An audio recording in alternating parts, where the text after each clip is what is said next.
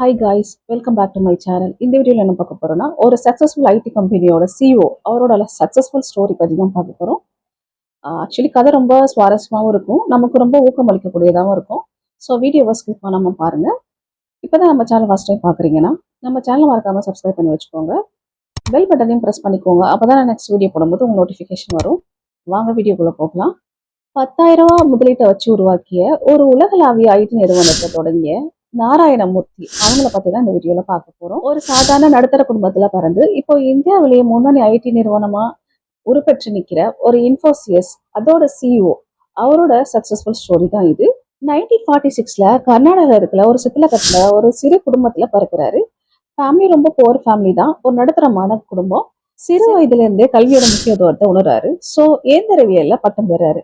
அதுக்கப்புறம் பாத்தீங்கன்னா ஐஐடி கான்பூர்ல மேற்படிப்பை முடிக்கிறாரு. படிப்பு முடிச்சதுக்கு அப்புறம் பல நிறுவனங்கள்ல போய் வேலை பார்க்குறாரு. பட் அவரோட மனசுல எப்போதுமே தனக்குன்னு ஒரு ஐடி கம்பெனி உருவாக்கணும் அப்படின்னு இருந்துகிட்டே இருக்கு.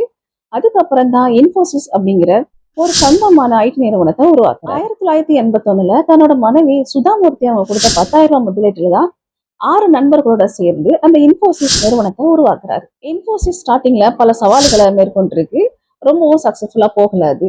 அதுக்கப்புறம் பாத்தீங்கன்னா அவரோட கடின உழைப்பும் அவரோட விடாமுயற்சியும் தான் அந்த கம்பெனியை நிலைநிறுத்த வச்சிருக்கு.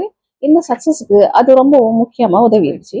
1993ல அவங்களோட கம்பெனி வந்துட்டு ஃபர்ஸ்ட் டைமா ஷேர் மார்க்கெட்ல லிஸ்ட் ஆகுது அவங்க பட்டியல். அப்போதான் ஃபர்ஸ்ட் டைமா ஷேர் மார்க்கெட்ல அவங்க கம்பெனி இன்வால்வ் ஆகுது. அதுக்கப்புறம் 1999ல NASDAQ அப்படிங்கிற ஒரு பட்டியல்ல முதல்ல இடம் பிடிச்ச கம்பெனி இந்த இன்ஃபோசிஸ் கம்பெனி தான். இந்தியால வர எந்த கம்பெனியுமே அந்த பட்டியல்ல இடம் பிடிச்சது. நாராயணமூர்த்தி எப்போதுமே நேர்மையாவும் ரொம்ப தன்னம்பிக்கையோட தான் இருப்பாரு. அதனாலதான் அவர் மேலும் அந்த தன்னம்பிக்கை அவர் வளர வச்சிருக்கு. ரொம்ப எளிமையான வாழ்க்கையை தான் வாழ்ந்துட்டு வந்தாரு. பணம் வந்ததுக்கு அப்புறம் ஆடம்பரமான வாழ்க்கையில அவர் இன்வால்வ் ஆகல, நார்மலான லைஃப்குள்ள தான் இருந்துட்டு இருக்காரு. இதனாலதான் இந்த இன்ஃபோசிஸ் இந்த அளவுக்கு உயர்ந்து நிற்கிறதுக்கு ரொம்ப முக்கிய காரணம் அவங்க சிஇஓ. இன்ஃபோசிஸ் ஃபவுண்டேஷன் மூலமா நாராயணமூர்த்தியும் அவங்க ஒய்ஃப் சுதாமூர்த்தியும் கல்வி, வேலைவாய்ப்பு அண்ட் கிராமப்புற வளர்ச்சிக்கு ரொம்பவும் உதவி பண்ணியிருக்காங்க. அண்ட் மருத்துவத்துக்கும் சுகாதாரத்துக்கும் அது மூலயமா நிறைய பணத்தை செலவழிச்சிட்டு இருக்காங்க. இது ரொம்பவும் ஏழை எளிய மக்களுக்கு ரொம்ப உதவியா இருக்கு.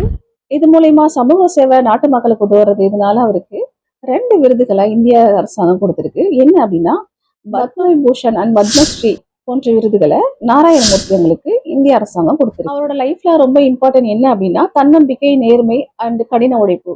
இது 3 தான் அவரை நிலைநிறுத்தி முன்னாடி கொண்டு வந்திருக்கு.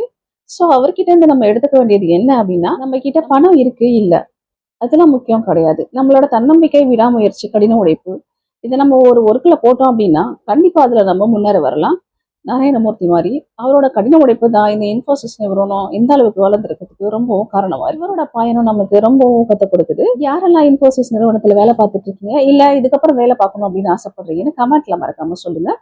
இந்த வீடியோ உங்களுக்கு பிடிச்சிருந்துச்சுன்னா உங்கள் ஃப்ரெண்ட்ஸுக்கு ஷேர் பண்ணுங்கள். மறக்காம நம்ம சேனலை சப்ஸ்கிரைப் பண்ணி வச்சுக்கோங்க. நெக்ஸ்ட் வீடியோவில் பார்க்கலாம். Thank you all.